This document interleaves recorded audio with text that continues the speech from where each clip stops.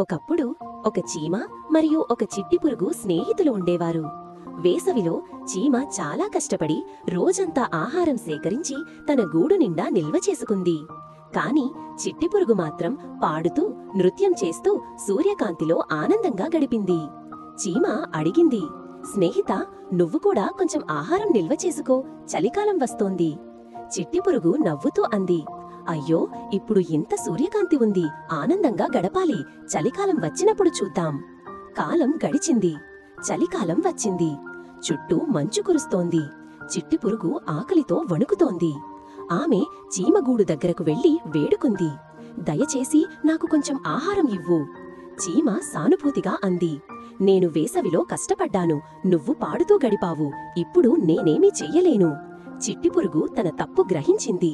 నీతి moral Telugu: కష్టపడితేనే ఫలితముంటుంది. పనివాడికి భవిష్యత్తు సురక్షితం.